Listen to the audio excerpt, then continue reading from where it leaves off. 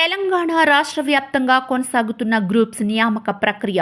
ఇప్పటికే group 1, group 3 పరీక్షలు పూర్తి కాగా ఇప్పుడు గ్రూప్ 2 పరీక్షలకు సన్నద్ధం.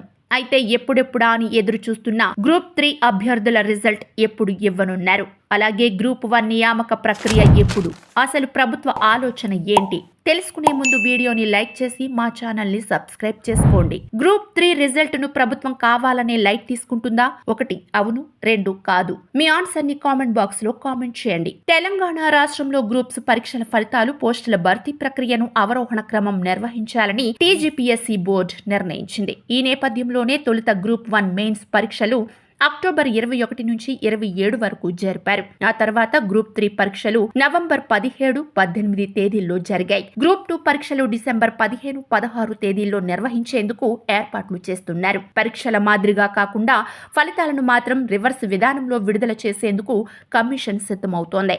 అంటే తొలుత గ్రూప్ 1 ఫలితాలు విడుదల చేసి అందులోని పోస్టులన్నీ భర్తీ చేశాక గ్రూప్ 2 ఫలితాలు విడుదల చేసి ఆ పోస్టులు కూడా పూర్తిగా భర్తీ చేపట్టాలని భావిస్తోంది. ఆ తర్వాతే గ్రూప్ 3 ఫలితాలు విడుదల చేయాలని నిర్ణయించింది. బ్యాక్లాగ్లకు చెక్ పెట్టేందుకే ఈ విధానాన్ని అనుసరించనున్నట్లు టీజీపీఎస్సీ చెబుతోంది. ప్రభుత్వ ఉద్యోగాల భర్తీలో రీలింక్విష్మెంట్ విధానం అమల్లో లేనందున మెరిట్ ఉన్న నిరుద్యోగ అభ్యర్థులు అవకాశాలు కోల్పోకూడదన్న ఉద్దేశంతో ఈ విధానాన్ని అమలు చేసేందుకు సిద్ధమవుతోంది. దీనిలో భాగంగానే ఉన్నత కేటగిరీ పోస్టుల తరువాత కింది కేటగిరీ పోస్టుల భర్తీ చేపట్టాలని, తద్వారా బ్యాక్లాగ్ ను నివారించవచ్చని కమిషన్ భావిస్తోంది. ఇప్పటికే గ్రూప్ 1 మెయిన్స్ పరీక్షల మూల్యాంకన ప్రక్రియ ప్రారంభమైంది. ఫిబ్రవరిలోగా వీటి ఫలితాలు ప్రకటించాలని, అనంతరం ధృవీకరణ పత్రాల పరిశీలన పూర్తి చేసి తుది ఫలితాలు ప్రకటించేందుకు ఏర్పాట్లు చేస్తోంది. మార్చి నాటికి గ్రూప్ 1 నియామక ప్రక్రియ ముగించి వెనువెంటనే గ్రూప్ 2 ఫలితాలు ప్రకటించాలని భావిస్తోంది. ఆ తర్వాతే గ్రూప్ 3 ఫలితాలు రానున్నాయి. గ్రూప్ 3లో 1388 పోస్టుల భర్తీ కోసం